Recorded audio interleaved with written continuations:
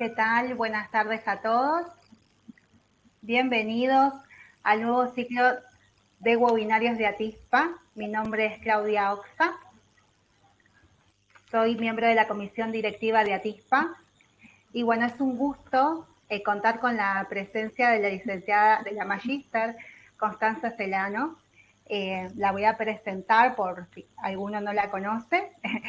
María Constanza Celano es magíster en Gerencia y Administración de Sistemas de Salud de la Universidad Favaloro, especialista en Enfermería Oncológica de la Universidad Austral, licenciada en Enfermería de la Universidad Favaloro, autora del capítulo de Enfermería de la Sociedad Argentina de Cancerología, secretaria académica de la especialidad en Enfermería Oncológica de la Universidad Austral, coautora de manuales de Enfermería Oncológica y Oncohematología, integrante del equipo de capacitación de Enfermería Oncológica del Instituto Nacional del Cáncer.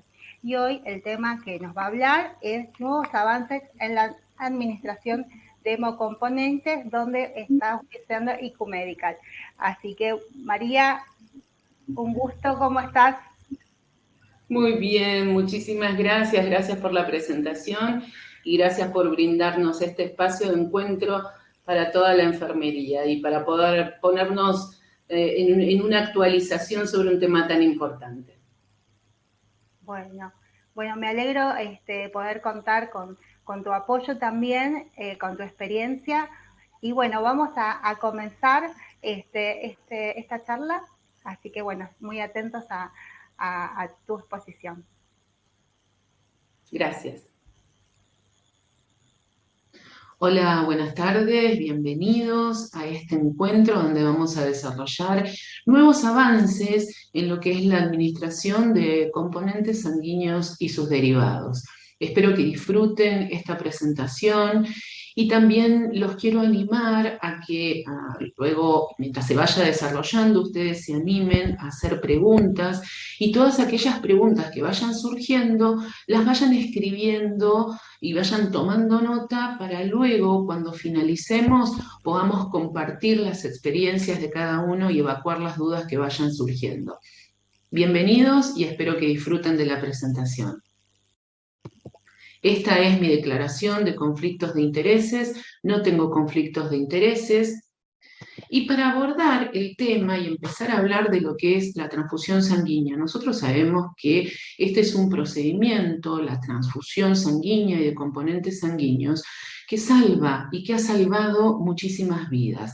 Pero como todo procedimiento, no está exento a la aparición de eventos adversos relacionados al mismo.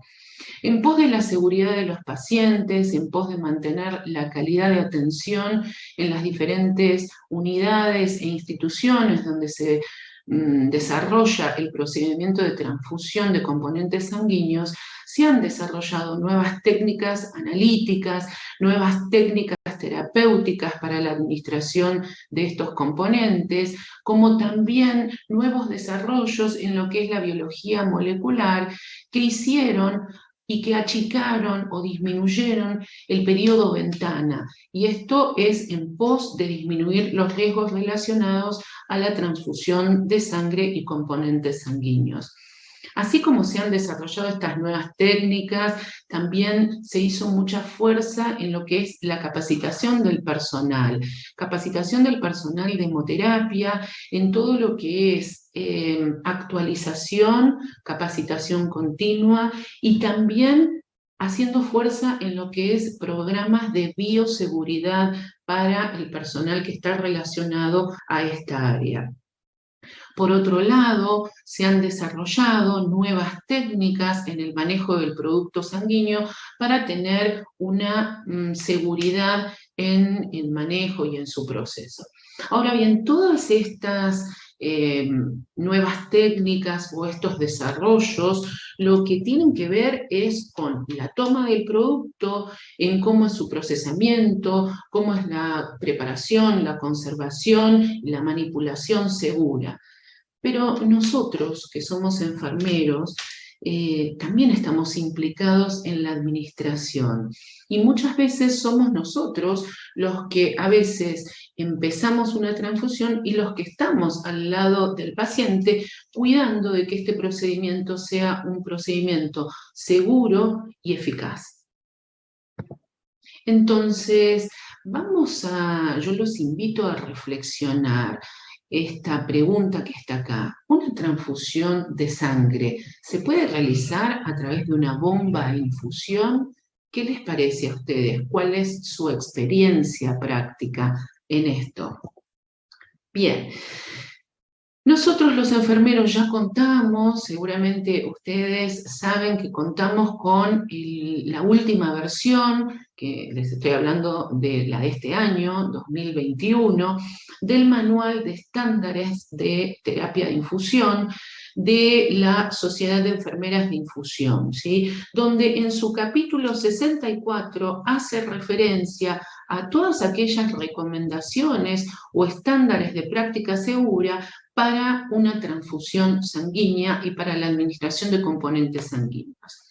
Dentro de estos estándares se hace hincapié en todo lo que es la administración de sangre y componentes sanguíneos, cuáles son aquellos dispositivos que uno tiene que utilizar para administrar de manera correcta y eficaz este tipo de transfusiones, cómo debe ser y cómo tenemos que chequear la identificación del paciente, qué es lo que tenemos que valorar en un producto, cómo debe ser la evaluación, el seguimiento y la notificación de los eventos adversos que uno puede tener en un paciente que está recibiendo una transfusión o que ya recibió una transfusión, cómo notificarlos.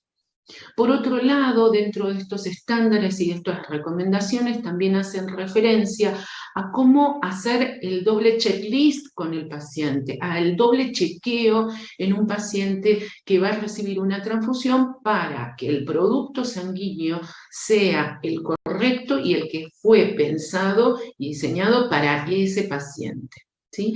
Y por otro lado, también es muy importante esta recomendación que debemos saber todos, que todo equipo de administración para una transfusión tiene que contar con un filtro en línea. Vamos a hablar de todas estas cosas en los siguientes slides. Con respecto a aquellos cuidados previos, tenemos que una vez que viene, muchas veces viene el técnico de hemoterapia a traer el producto sanguíneo, nosotros estamos en el office de enfermería y dicen, vengo a traer este componente para tal paciente. Bueno, ¿qué es lo que tenemos que hacer nosotros? Primero es chequear y verificar esa indicación de esa transfusión. Vamos a verificar con 2 identificadores independientes del paciente. Y vamos a observar que toda esa información que trae el producto sanguíneo en la etiqueta y dentro de ellas está la fecha y hora de vencimiento del producto para saber que este producto está en condiciones. ¿Sí? Por otro lado, cuando vamos a la habitación del paciente, también hay que utilizar el doble chequeo. Este doble chequeo se hace entre 2 personas adultas que están corroborando el paciente correcto y el producto correcto para ese paciente. Esos 2 adultos podemos ser 2 colegas, pueden ser 2 enfermeros, puede ser el técnico de hemoterapia y nosotros, y siempre delante del paciente, ¿no? Puede ser también un familiar y nosotros, pero lo importante es que 2 adultos chequeen esta información y que esta información es la correcta. Producto con paciente correcto, en pos de la seguridad del paciente. Y otra de las recomendaciones que tienen en cuenta, que nos hace referencia estos estándares, es que debemos valorar y chequear la bolsa en la que viene el componente sanguíneo. Tenemos que ver que esté intacto, que no esté rajado, que no tenga ningún tipo de filtración, y ver la apariencia del producto, el color. El color nos va a hablar especialmente, y en uno de los siguientes slides vamos a hacer referencia a esto, de que el producto está en condiciones de ser administrado. Bien, también estos estándares, una cosa en la que hacen hincapié es que la única solución compatible con la administración de sangre o hemoderivados es la solución fisiológica al 0,9%.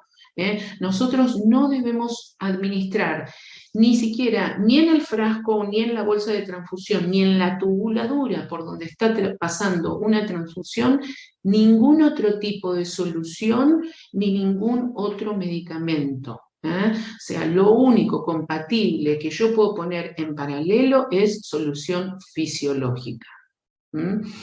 Bien, esta recomendación de los filtros, nosotros tenemos que administrar sangre y componentes sanguíneos siempre a través de una tubuladura que contenga un filtro.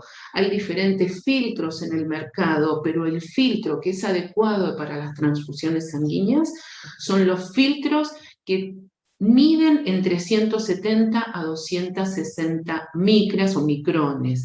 Estos son los filtros que son ideales para poder eliminar coágulos de sangre y cualquier otra partícula extraña que pueda ser filtrada o una partícula nociva que pueda quedar atrapada en el filtro.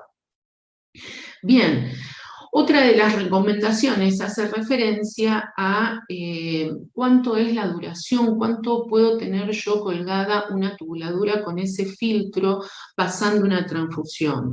Nosotros sabemos que los filtros estándares, estos que traen las tubuladuras para las transfusiones, que tienen 170, 260 micras, tienen una capacidad máxima de transfusión de hasta 4 unidades. Las recomendaciones y las guías dicen que nosotros podemos utilizar, de acuerdo también a la Asociación Americana de Bancos de Sangre, cada unidad que dure hasta 4 horas podemos utilizar el mismo filtro. Si tenemos que pasar 2 unidades sanguíneas y ya un filtro fue utilizado durante 4 horas, hay que cambiar el filtro y la tubuladura, ¿sí? Esto es muy importante saberlo porque hace a lo que es el cuidado bien específico de lo que es una transfusión. Y otra cosa, otro objetivo y otra recomendación a la que hace referencia estos estándares es, y esto viene a cambiar un paradigma o viene a cambiar un modelo, que es que los dispositivos electrónicos como las bombas de infusión se pueden utilizar para la administración de sangre o hemoderivados sin riesgo importante de producir hemólisis. Esto es súper importante. Yo me acuerdo que hace un tiempo atrás esto no lo sabían pocos enfermeros o no contábamos con el dispositivo adecuado. Tenemos que también saber cuáles son aquellas bombas de infusión que están habilitadas o con las que no se corre riesgo de producir hemólisis, ¿sí? Entonces vamos a hablar un poquito también de esto. Otro de los cuidados que tenemos que tener nosotros como enfermeros es que debemos conocer los tiempos de infusión de cada uno de los productos sanguíneos o su hemoderivato. Los glóbulos rojos, cada unidad de glóbulos rojos se debe administrar en un tiempo que no supere las 4 horas. Este tiempo que figura acá en el slide es el tiempo máximo de infusión. Yo puedo pasarlo en menos tiempo, sí, siempre y cuando el paciente lo tolere. Tenemos que tener en cuenta la enfermedad de base, las comorbilidades, si tiene algún tipo de patología cardíaca o respiratoria, hay que tener en cuenta esto. ¿Por qué? Porque si yo puedo pasar una unidad de glóbulos rojos en no más de 4 horas, también hay situaciones, por ejemplo, en un adulto con una patología cardíaca o pulmonar, donde si yo paso esto en este tiempo, puede generar una sobrecarga. Entonces, al saber esto, y saber que el paciente necesita una transfusión, uno puede ponerse en contacto con el servicio de hemoterapia que prepara las transfusiones para pedir que dividan la transfusión en diferentes alicuotas para que el paciente lo vaya recibiendo en una manera gradual y en mayor tiempo, sin producir esa alteración en la bolsa que está colgada, ¿sí? Bien, vamos a los tiempos de infusión de las plaquetas. Las plaquetas se pueden infundir en 30 minutos, es un producto que podemos pasar en una infusión rápida, con un máximo de tiempo de infusión entre 1 a 2 horas. Y lo mismo con el plasma. El plasma, el concepto es pasarlo lo más rápido posible, que sea bien tolerado por el paciente sin producir reacciones en el paciente, ¿no? Y uno tiene que tener el concepto de que el plasma se pasa en alrededor de 15 a 30 minutos con un tiempo máximo de infusión de 60 minutos. Estas son recomendaciones internacionales, no es algo que a uno se le ocurra o que adapte. Perfecto. ¿Qué pasa entonces y qué es lo que tenemos que hacer nosotros como enfermeros cuando vamos a administrar una transfusión? En principio, hacer una buena valoración del paciente que va a recibir esta transfusión, hacer un control de signos vitales completo, todos los signos vitales de este paciente. Se hace ese control previo antes de iniciar y se hace también dentro de los primeros 15 minutos que el paciente recibe la transfusión. Cuando nosotros iniciamos una transfusión, si esta transfusión no estamos en una situación de emergencia donde todo hay que hacerlo rápidamente, todas las transfusiones deben iniciarse de manera lenta y hay que permanecer cerca del paciente o acompañando al paciente durante por lo menos los primeros 15 minutos. ¿Por qué? ¿Por qué esta recomendación y por qué esto, y en esto hacemos hincapié? Porque la mayoría de las reacciones transfusionales mayores suelen aparecer antes de transfundir los primeros 50 mililitros de la transfusión, ¿sí? Entonces, por eso vamos a ir, y la recomendación es iniciar la transfusión lentamente a una razón de 2 mililitros por minuto, y una vez que pasaron los primeros 15 minutos donde el paciente tiene una buena tolerancia y no presenta ningún tipo de reacción, ahí sí aumentamos la velocidad de transfusión, haciendo el cálculo de goteo adecuado para ese paciente, y ahí modificamos esa velocidad de transfusión para que el producto pase y finalice en el tiempo adecuado, ¿sí? Bien. ¿Qué pasa si estamos durante la transfusión y el paciente hace algún tipo de reacción a la transfusión? Lo primero que hacemos es cerrar la transfusión, abrimos el paralelo con solución fisiológica para mantener la vía permeable, vamos a dar aviso al médico para que venga a evaluar al paciente y vamos a administrar medicamentos que van a ser indicados por el médico para revertir los síntomas de la reacción que presenta el paciente. Luego, una vez que termina y que pasa, que cede esta reacción, sí vamos a poder continuar con la transfusión evaluando cómo va respondiendo el paciente. Una cosa que me gustaría recordar es que cuando nosotros vamos a infundir los medicamentos para revertir los síntomas, recuerden que estos tienen que ir en solución fisiológica. Por eso nosotros cerramos la tubuladura de la transfusión cuando el paciente hace una reacción y enseguida abrimos el paralelo con solución fisiológica para que lave parte de la tubuladura y ahí vamos a hacer más cercano la conexión con el paciente la administración de los medicamentos para contrarrestar los síntomas. Una vez que finaliza la transfusión, volvemos a hacer este control de signos vitales completo, lo registramos, y a la hora que finalizó la transfusión volvemos a hacer otro control de signos vitales. No nos olvidamos que el paciente acaba de recibir este tejido transfusional.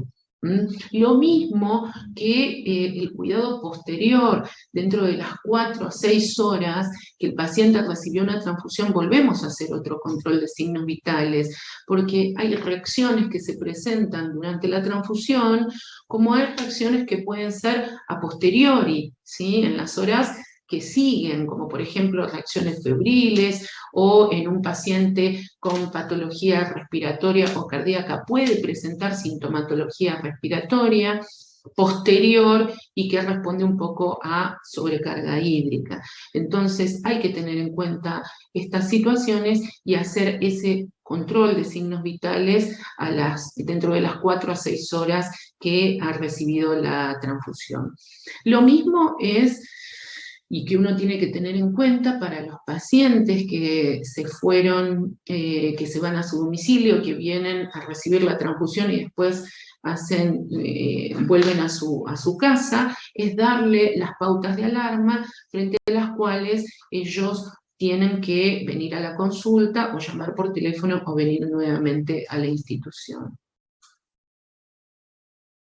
Bien, vamos a hablar un poquito de esta revisión bibliográfica que tiene en cuenta lo que es las bombas de infusión relacionadas a la lesión de glóbulos rojos en la terapia transfusional. Pero antes de hacer referencia a esta revisión bibliográfica, a este artículo de revisión, me gustaría hacer una diferenciación entre dos tipos de bombas de infusión. Tenemos las bombas de infusión peristálticas y las bombas de infusión volumétricas que funcionan con el mecanismo a pistón. Son dos tipos de bombas de infusión diferentes.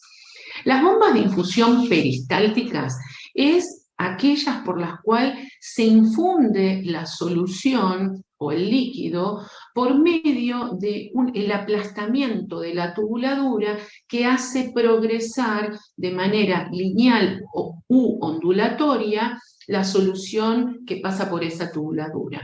Entonces, en ese mecanismo peristáltico hay un aplastamiento de la tubuladura.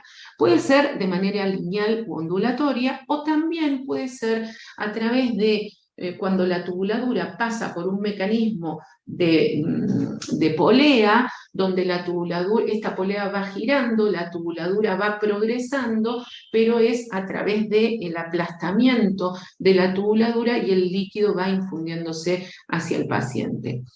Ese tipo de bombas, vuelvo a recalcar, son las bombas peristálticas, donde hay un mecanismo de aplastamiento de la tubuladura. Por otro lado, tenemos las bombas de infusión volumétricas que funcionan con un mecanismo a pistón, que son aquellas donde la tubuladura que vamos a poner en esa bomba tiene un cassette o una cámara. Dentro de esa cámara o de ese cassette hay un pistón que va hacia adentro y hacia afuera. Ese mecanismo de pistón es el que ejerce la fuerza para que la solución, en este caso una transfusión, vaya infundiéndose hacia el paciente.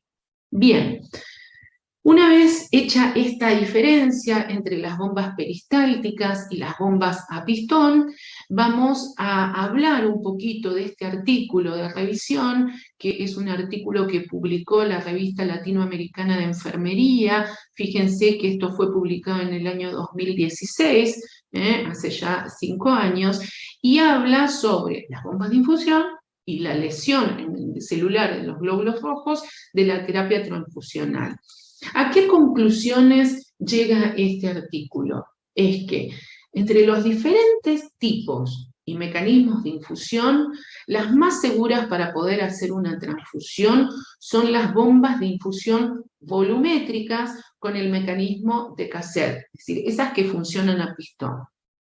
Las bombas peristálticas, en cambio, esas que son lineales, donde hay una presión de la tubuladura, son las que tienen más probabilidades de producir hemólisis.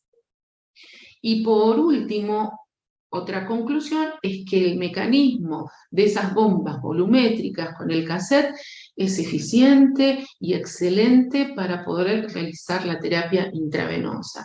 Y esto se debe a que tiene poca interferencia con esa fuerza mecánica de la bomba de infusión sobre el líquido que se va a administrar. Entonces, esto es una revisión que tiene fuerte evidencia científica. Vamos a hablar un poquito de, entonces, cuándo está indicado la utilización de este tipo de sets para la administración de sangre, cuando tenemos sangre total, cuando tenemos glóbulos rojos y cuando tenemos plasma fresco congelado. ¿Cuáles son las contraindicaciones o donde no tenemos que usar este tipo de dispositivos? Cuando tenemos la administración de concentrados de plaquetas, cuando tenemos la administración de crioprecipitados y cuando tenemos glóbulos rojos que necesitan ser leucorreducidos. Entonces, en estas situaciones no vamos a utilizar este tipo de set de administración. Bien, cuando uno quiere cambiar una terapia, una forma de administración, en este caso estamos hablando de las transfusiones y de los componentes sanguíneos, cuando uno quiere ir cambiando la forma a la cual veníamos trabajando, hay que ir derribando ciertos mitos o ciertas respuestas, ¿no? Porque a veces uno puede decir, bueno, vamos a empezar a utilizar este tipo de dispositivos que son seguros, que tienen fuerte evidencia de que no producen hemólisis, donde yo sé que voy a poder administrar en tiempo y forma correcto un componente sanguíneo para evitar esto que nos pasa muchas veces en la práctica de que ¿desde cuándo está colgado esa bolsa de glóbulos rojos? No sé, la tiene desde la mañana. Estas cosas ya no deberían pasar. Para ir en contra de eso tenemos que derribar un montón de mitos y de costumbres. Y tenemos que estar actualizados y capacitándonos sobre estas nuevas tecnologías que nos permiten llevar adelante un procedimiento que salva vidas de manera eficaz. Entonces, cuando pensamos esto no es necesario hacerlo a través de una bomba de infusión, realmente tenemos que pensar, ¿yo estoy pasando los hemoderivados en tiempo y forma? No se me pasa la velocidad de infusión, llevan una velocidad constante. ¿Cómo es la presión que estoy ejerciendo dentro del endotelio vascular? ¿Es la adecuada para evitar una flebitis, por ejemplo?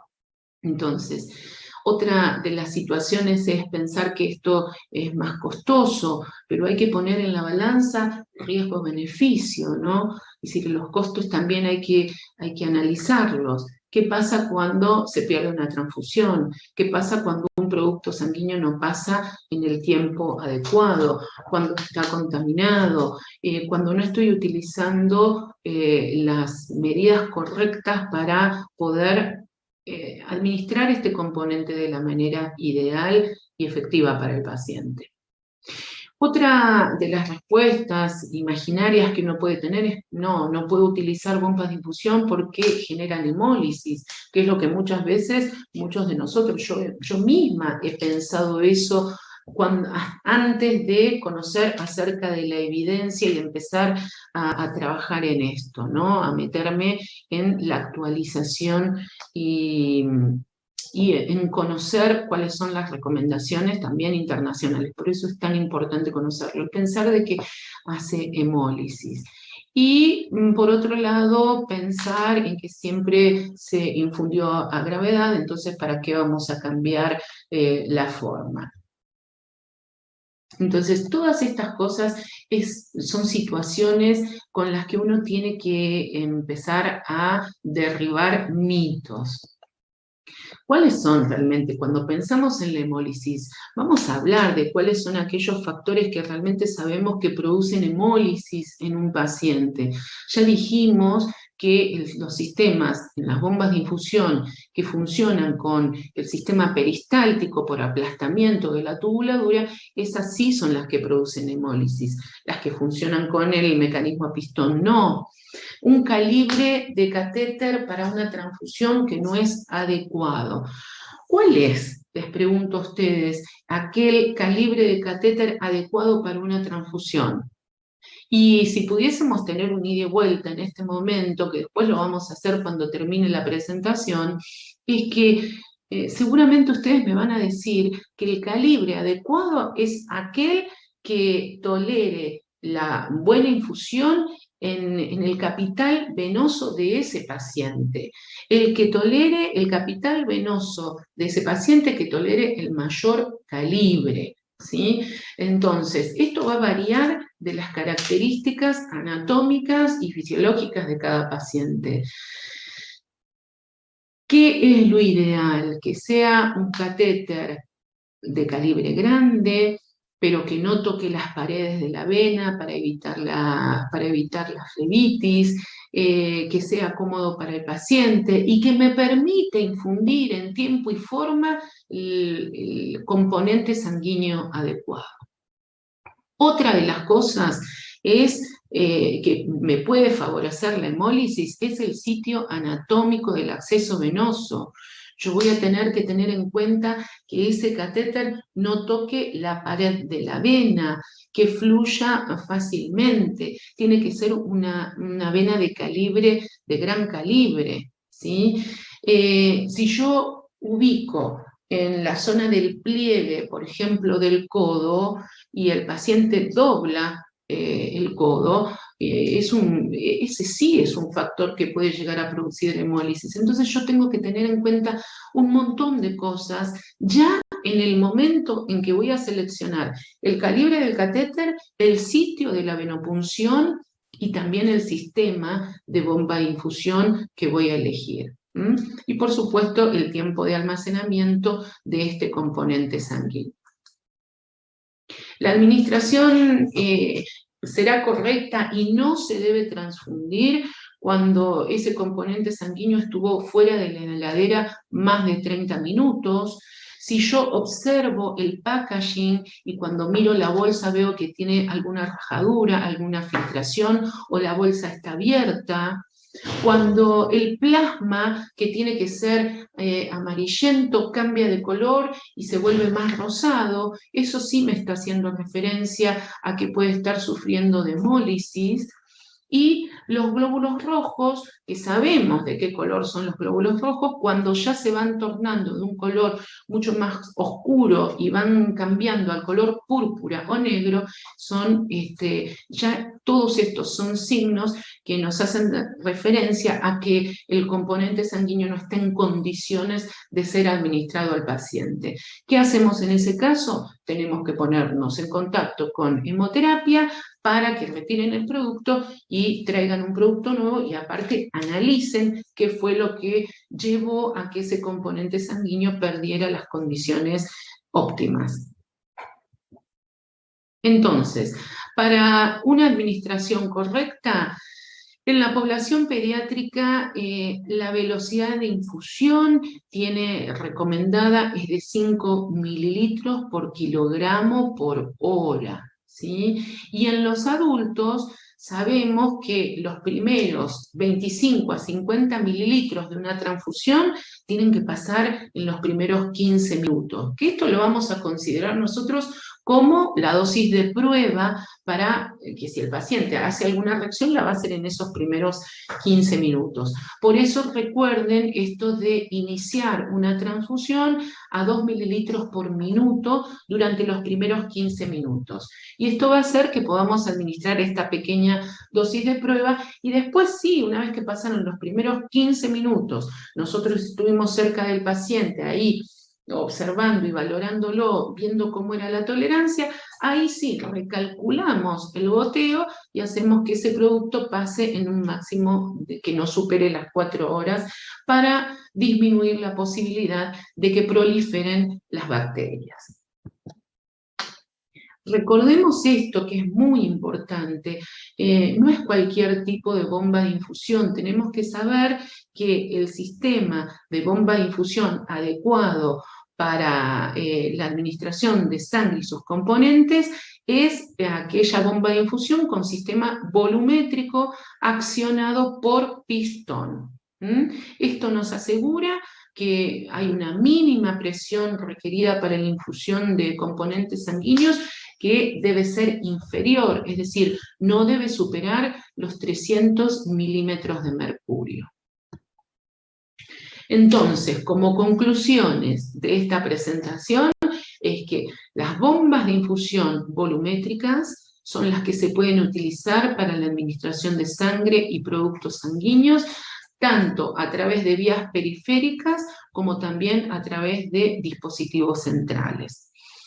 Siempre recordar que se debe utilizar un equipo de administración de sangre que tenga incorporado el filtro, y ese filtro tiene que ser de 170 a 260 micras. Por supuesto, el personal que usamos nosotros, los que usamos las bombas de infusión volumétricas, tenemos que tener conocimiento de cómo funciona la bomba para poder reconocerlas, programarlas, utilizarlas adecuadamente y ser competentes en el uso de estas bombas de infusión. Siempre recordemos el procedimiento de chequeo y de verificación antes de transfundir a un paciente, que debe incluir la comprobación de la configuración del dispositivo, como también el chequeo del producto sanguíneo y de la identidad del paciente, como medidas de seguridad. Por último, tanto la configuración de la bomba como el volumen administrado deben controlarse cada hora y durante toda la infusión para poder asegurarnos y garantizar que estamos administrando el volumen esperado en ese paciente. Bueno, muy bien, aquí les dejo mi contacto, quedo a disposición de todos ustedes y los invito a intercambiar experiencias, a comentar si están acostumbrados a administrar las transfusiones a través de bombas de infusión, si es la primera vez que ustedes conocen de o abordan este tema, y todas las preguntas serán bienvenidas. Gracias.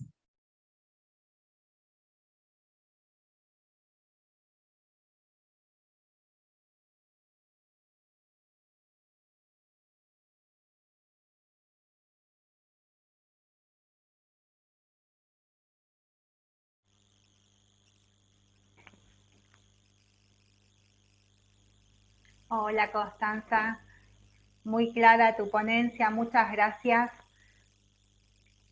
Bueno, llegaron algunas preguntas, no sé si me escuchás, Constanza.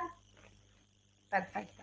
Bueno, con respecto a los niños, a los bebés, en neonatología se suele usar bombas de infusión para la transfusión en algunos pacientes.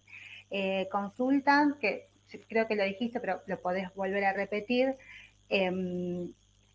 cuántas micras tiene que tener el filtro y cómo se debe hacer ese lavado luego de la transfusión en neonatología. Como vos decías, a 5 mililitros hora, que se hacen ese tipo, digamos, la velocidad de infusión, ¿no? No se te escucha, o por lo menos yo no te escucho.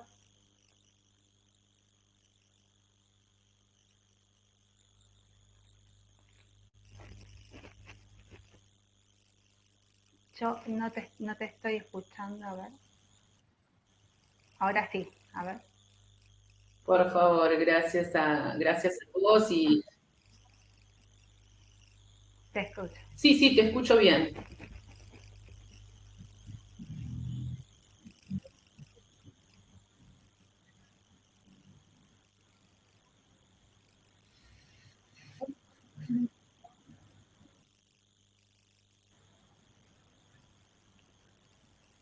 Sí, eso es importantísimo, hacer un aumento.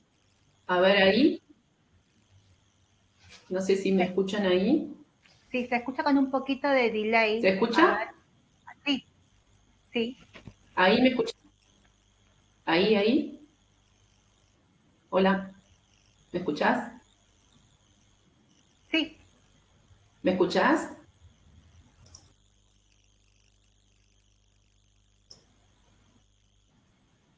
sí, te escucho.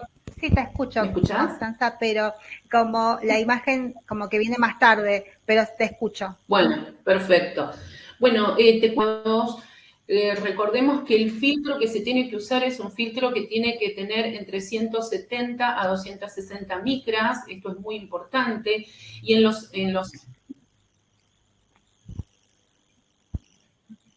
bien, en neonatología es importante la velocidad en los neonatos, que es así a razón de 5 mililitros por kilogramo. Me especializo en neonatología, por supuesto.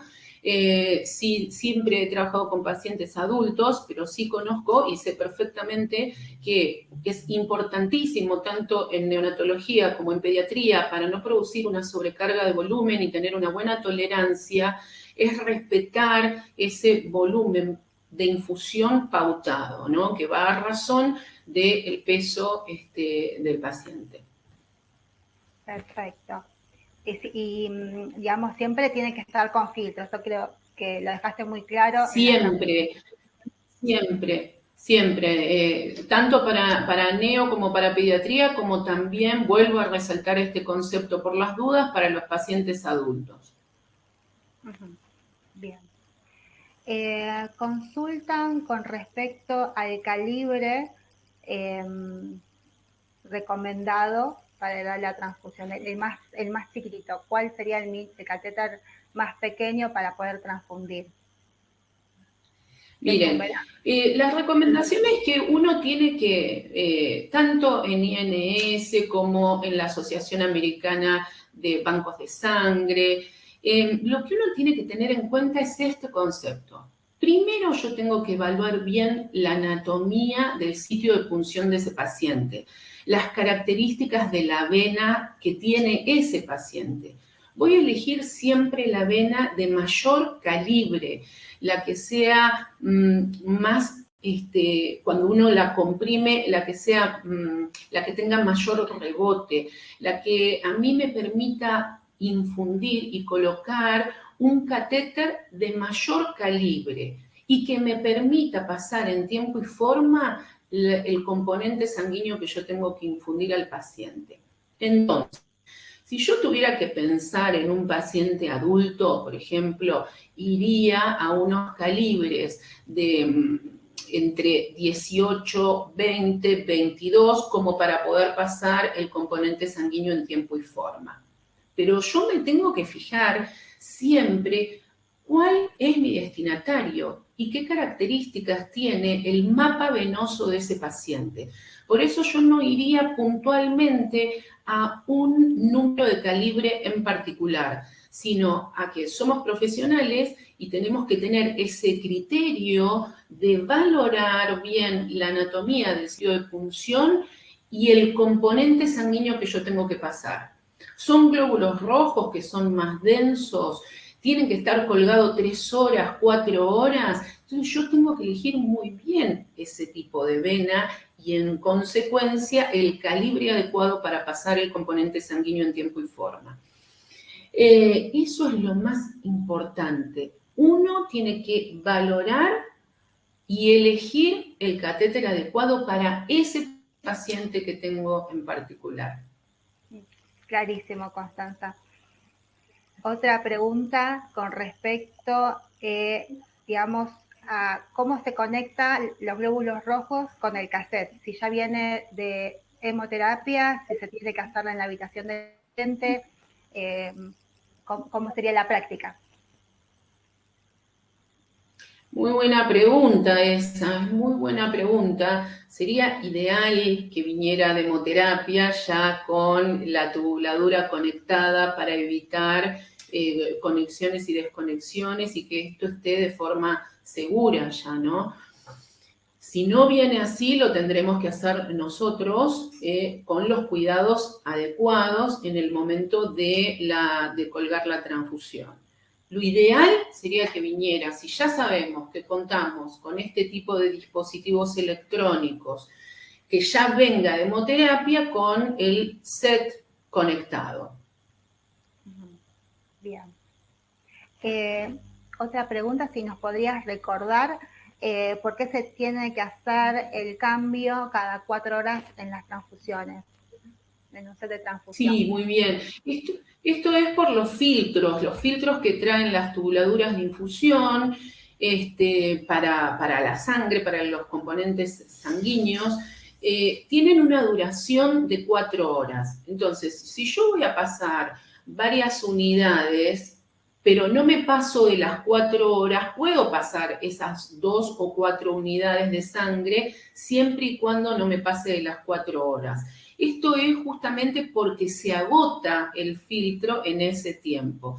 Si yo paso 2 unidades de glóbulos rojos, es decir, una bolsa de glóbulos rojos, y tardo entre 3 a 4 horas en hacer la transfusión, ya después de esas 4 horas hay que cambiar, si sigue otra transfusión, hay que cambiar todo, la tubuladura y el filtro, o la tubuladura que ya contiene el filtro.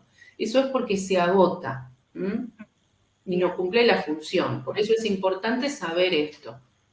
Perfecto. Bueno, esta consulta venía también relacionada a esta. ¿Qué pasa cuando la sangre es muy densa y demora en pasar? Esto con las bombas estaría un poco solucionado, ¿verdad, Constanza?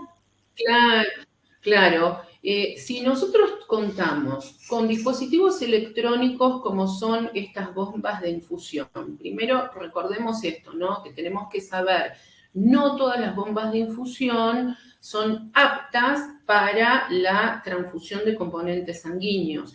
Tenemos que saber y diferenciar cuáles son las bombas que producen hemólisis y cuáles son las bombas aptas para la transfusión de componentes sanguíneos. Sabemos que las que son aptas son las que tienen el sistema peristáltico con este sistema a pistón, que son las que tienen el cassette, ¿sí? Bien.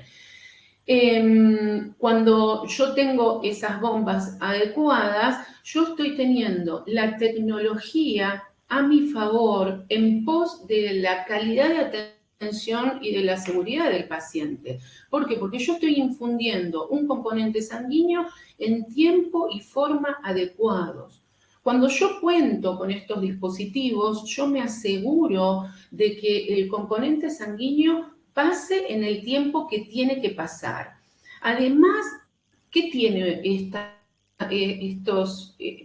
todo lo que son estos dispositivos electrónicos que están a favor de la seguridad y de la calidad de atención? Que yo lo puedo setear y puedo ponerle alarmas que me avisen a mí cuando hay una oclusión, alarmas que me avisen a mí cuando la presión dentro de la vena está aumentando. Puedo ponerle alarmas que me digan hasta acá, a partir de acá, avísame, cosa que cuando yo infundo a gravedad, eso no lo puedo hacer. Entonces, uno tiene que conocer las ventajas de la utilización de la tecnología actual en pos de la calidad y seguridad de nuestros pacientes. Bárbaro, clarísimo. Acá preguntan si entonces en estos equipos vienen con el filtro incorporado, digamos, el equipo del set, ¿no? Las tubuladuras, sí. Ajá. Las guías, sí. Bien. A ver, bueno, tengo un montón de preguntas, estoy viendo a ver algunas que ya venías contestando en tu clase. Bueno, a ver. Bueno, ¿qué bombas, si podés repetir, qué bombas favorecen la hemólisis? ¿Cuáles serían? Bien. Bueno, recordemos que hay 2 tipos de bombas, ¿sí? Las bombas que tienen, las que son peristálticas, ¿sí? Y las bombas que son las bombas peristálticas y las bombas que funcionan volumétricas o a pistón. ¿Cuáles son las que producen hemólisis? Las que producen hemólisis son las bombas peristálticas. ¿Y cómo me doy cuenta si una bomba es peristáltica? porque la tubuladura en algún momento sufre de aplastamiento. Cuando para hacer progresar la solución que tiene que infundir, el sistema de la bomba peristáltica hace que la tubuladura se aplaste en algún momento.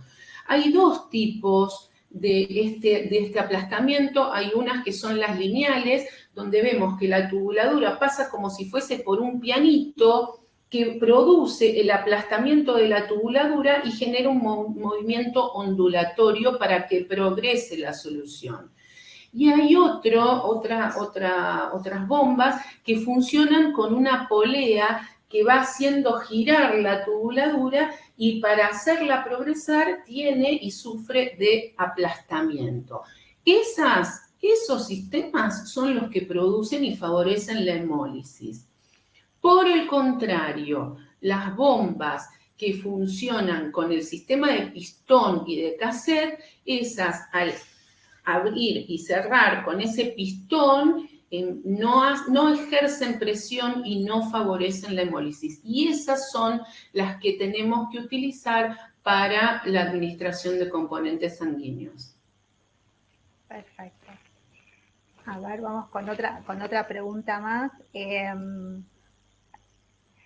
Acá consultan por qué no se puede infundir crioprecipitados, plaquetas por la bomba. Bueno, porque corremos el riesgo, sí, de generar hemólisis, es otro tipo de componente sanguíneo. Por eso está bien claro cuáles son los componentes que podemos administrar por este sistema de infusión. Bien. Y acá me consultan, ¿quién determina la administración por bomba, por gravedad, enfermería, médico, la unidad de medicina transfusional? Eso. Muy buena la pregunta, la verdad es excelente, porque yo creo que en estos momentos de cambios, de trabajo en pos de la mejora en la atención de nuestros pacientes, no se trabaja y no hay una bajada de línea desde un sector nada más, sino que lo mejor que nos puede pasar es trabajar en equipo. Y para trabajar en equipo debemos ponernos de acuerdo y hacer reuniones donde planteemos estos temas entre todos los sectores involucrados. Y en este caso tendríamos que juntarnos y reunirnos con el sector de hemoterapia o terapia transfusional, con el sector, con los médicos también, que son los que indican cuando un paciente necesita una transfusión de algún componente sanguíneo, y enfermería, que somos los que estamos todo el tiempo al lado del paciente y que muchas veces recibimos el componente sanguíneo en el office y después somos nosotros los que estamos infundiéndolo o conectando al paciente a esta transfusión. Nos pasa en hospital de día, nos pasa en las salas de internación, nos pasa muchas veces hasta en un consultorio o en un sector de hemoterapia cuando vamos a colaborar. Así que creo que es fundamental que podamos abordar este tema. Primero, ayornarnos todos, conocer cuáles son las últimas recomendaciones, estar al tanto de la nueva tecnología y las ventajas que nos está ofreciendo contar con esta tecnología de punta.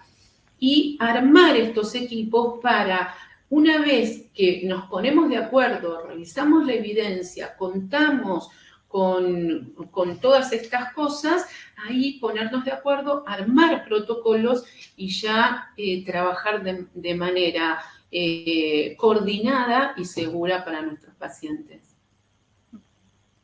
Sí, exacto. El trabajo en equipo es fundamental y constancia para generar los cambios.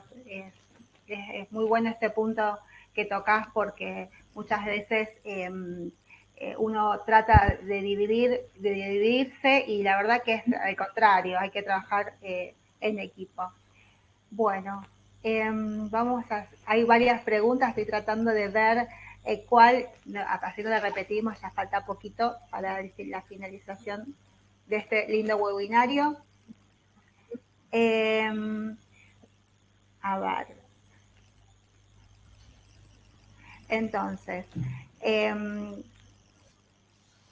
¿cómo pensás que se puede argumentar en nuestras instituciones el uso de las bombas, ¿sí? Porque son más costosos que un set de gravedad. Hablando Claro.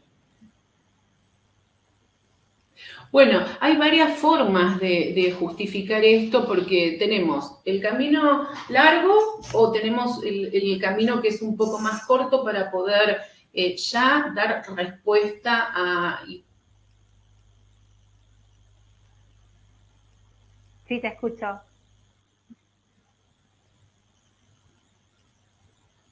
Entonces, tenemos dos formas de ir justificando o de hablar en nuestras instituciones como para ir viendo qué es lo más correcto y poder empezar a generar cambios en las instituciones de mejora, cambios de mejora continua. Uno de los caminos más cortos es revisar la evidencia, mostrar las recomendaciones internacionales, pensar y hablar de que hay diferentes tipos de bombas de infusión, de conocer y reconocer que contar con un dispositivo así disminuye la carga horaria y la carga de atención en estos pacientes. ¿Por qué? Porque disminuimos la demora en lo que es una terapia de transfusión. Recuerden que las transfusiones a veces son ambulatorias o en pacientes internados. Entonces, uno puede bajar estos tiempos de infusión administrándolos en tiempo y forma. También contar con estos dispositivos sabemos que mejora lo que es la monitorización del paciente.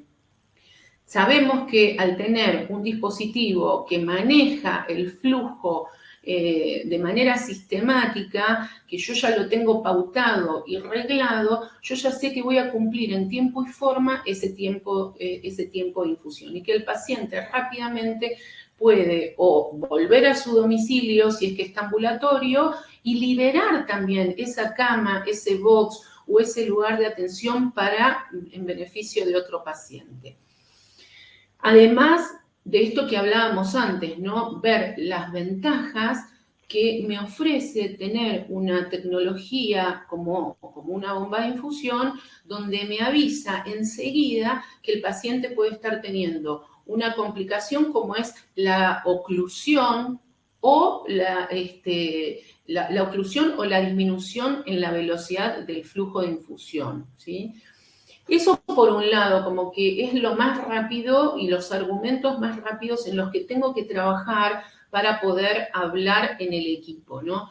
Y después está el camino más largo, que es empezar a hacer trabajos observacionales y trabajos de investigación nuestros, donde nosotros podemos ver en un mes todos los pacientes que se transfunden, ¿no? Entonces, vamos a hacer una hoja y vamos a escribir haciendo un estudio prospectivo, observacional, y vamos a ver de la cantidad del mes de todos los pacientes que se transfunden a gravedad, cuáles terminan en tiempo y forma, y hacer otra rama en paralelo donde reciban una transfusión a través de una bomba de infusión y estos dispositivos electrónicos. Y comparemos. Sería muy interesante ver qué es lo que pasa con una rama con transfusión a gravedad y con otra rama con una transfusión con un dispositivo electrónico. Vamos a ver ahí, porque nosotros muchas veces, me gustaría que ustedes me cuenten también qué les pasa en las instituciones, que muchas veces uno entra y dice, ¿desde cuándo está colgada esa transfusión? Y no sé, está hace tiempo, y esto te pasa en los pases de guardia. ¿Pero a qué hora empezó? Y hoy a la mañana, y son las 2 de la tarde, y todavía está la transfusión ahí. Entonces, estas cosas pasan, pero después no se plasman en el papel. Sería interesantísimo hacer estudios de investigación observacionales, prospectivos, donde comparemos estas dos ramas y veamos qué es lo que nos pasa. Un desafío que se los dejo para pensar.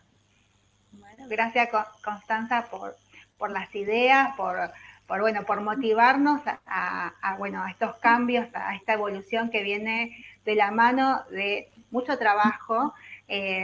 Son desafíos, como vos decís, que bueno, vamos a tener que hacerlo por seguridad del paciente, ¿sí? Y para mejorar nuestras prácticas.